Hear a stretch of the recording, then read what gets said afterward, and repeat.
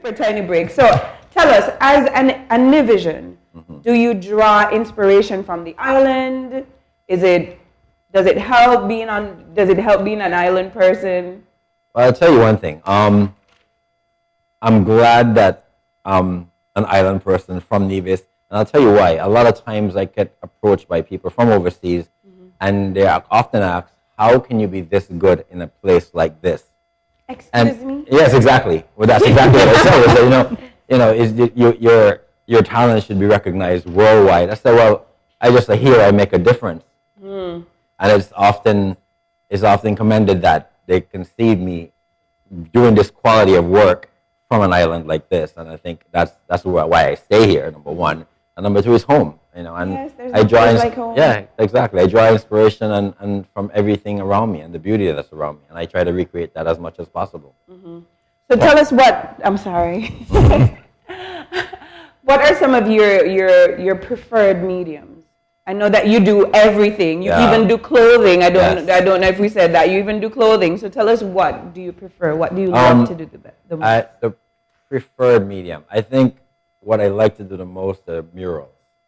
Because they're huge. They're out. Yes, they're out in the open. They're very public, and they make a statement. I do a lot of murals, and most of the time, all the murals I've done thus far, most of them anyway, are my own creations. Like, I wasn't paid, I wasn't asked. I just go and put them on a wall because, well, I can. And it also makes a statement. I mean, I did a very touching one during the lockdown, when we were, 24-hour lockdown. No one could leave anywhere. Well, I left home.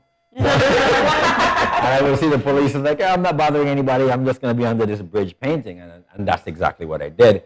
But I did a painting of a face, and there was a crack in the wall, and it was this face peering through the crack, and at the time, that's how the general consensus of the feeling. That's how I felt. Yeah, being caught between a rock and a hard place. You're on the outside looking through, but you can't get out, that kind of thing. The person had a tear in their eye. Wow. That to me was a very profound statement at the time, that's how I felt. And I think that's how art transpires itself. It brings out your own creation and what you're feeling at the time.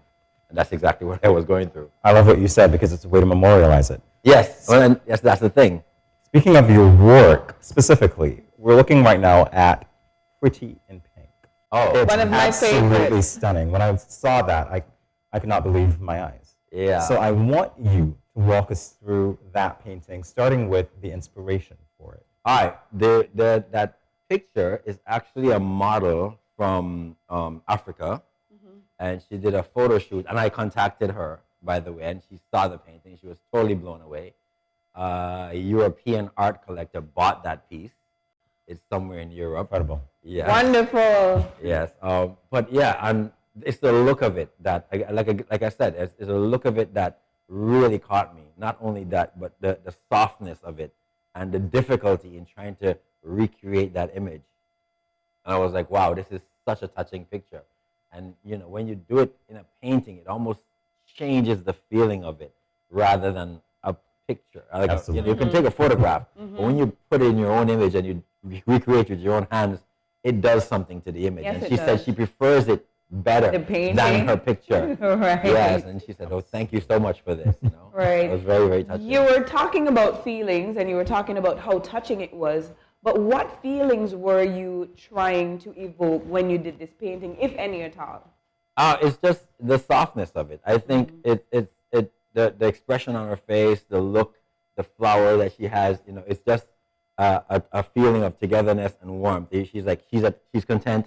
She's at peace with herself, and she just has the flower, and she's looking down. She's not staring at anything. There's no expression really on her face. It's just, it's just like she just exhaled and has the flower, and she's just like that. And then the colors that I incorporated with it as well, and the brush of the flower that's actually brushed on her face, and it all brings it all together. It's an absolutely stunning piece. Oh, thank you. Well, Mimi and I have a fun project to do. No way. Oh, yeah.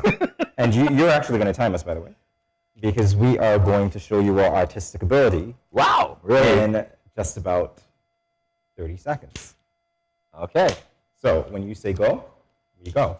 All right. Well, I think Jamie gonna copy off of me. what is your subject, first of all? Well, I have to find my inspiration from the room. So Oh, you're going to draw something from the room. Okay, well, go ahead then.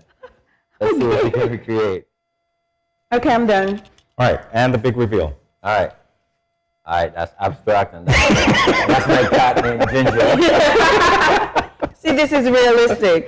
This is actually supposed to be you, by the way. Oh, good. And this is the easel, and this is us, and this is the camera.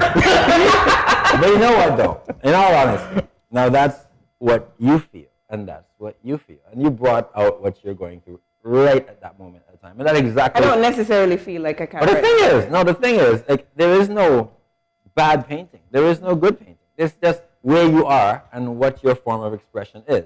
And which goes back to, like, people ask me, like, how did I become an artist? I said, I didn't become an artist.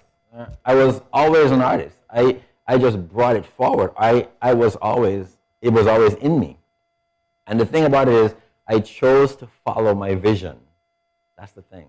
My vision is being an artist. And a lot of times, your parents try to choose what you want for you and that kind of thing. But at the end of the day, I chose to follow what I wanted. And, you know, That's it's very destructive sometimes when you force a child into become a doctor, become a lawyer, and then they just want to dance. Right. You know? We heard that yesterday on our show, so See? you're echoing And those that's the sentiments. thing. Yeah. So it's that portion of creativity that's within us that we try to, and it may be an even lonely road at the time, but you know, if Well, you just Mr. Anslyn, I wish we had more time to talk today. Me but too. You'll be back with us. Very quickly, how can Yes. someone contact you if they want to I'm on Instagram, Vaughn Anslyn. I'm on Facebook, Vaughn Anslyn, or my number. You can WhatsApp me, 665-8727.